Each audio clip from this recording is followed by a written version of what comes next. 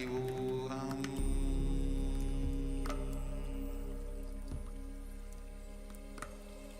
Om Nithyananda Paramashivoham.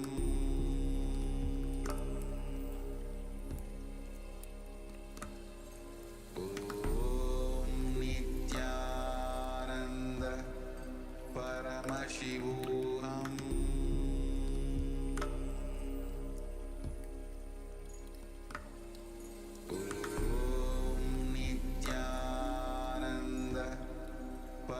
Paramashivoham.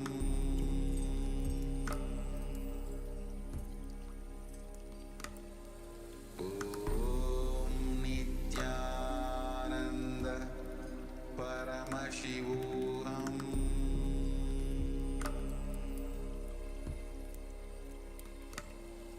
Om Nithyananda Paramashivoham.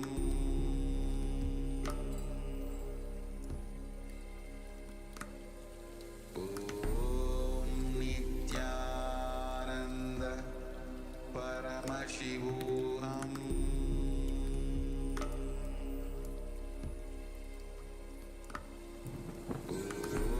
Om Nithyananda Paramashivoham.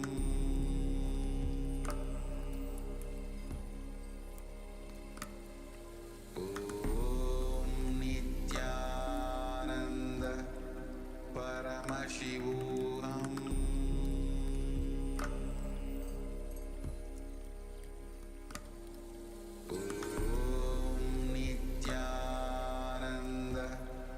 Paramashivoham.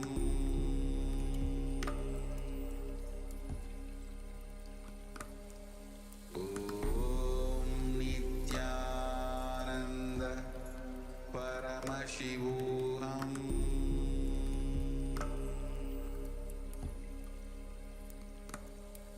Om Nithyananda Paramashivoham.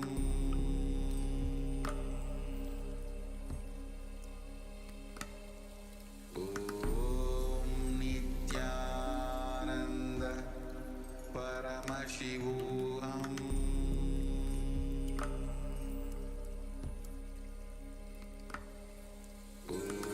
Om Nithyananda Paramashivoham.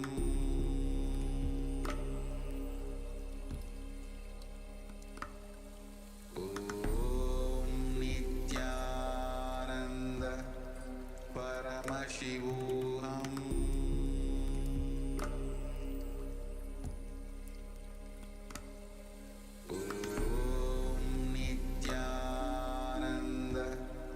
Paramashivoham.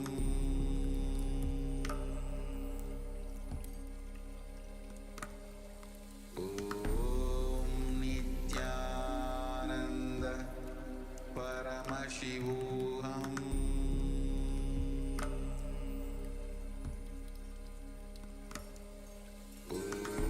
Om Nithyananda Paramashivoham.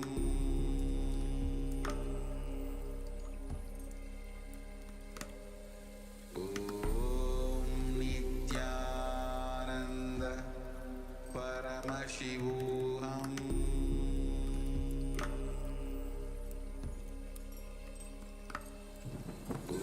Om Nithyananda Paramashivoham.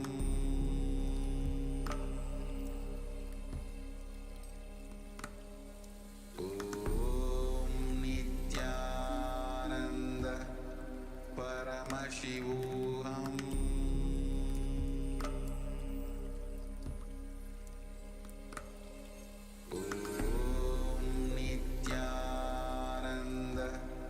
Paramashivoham.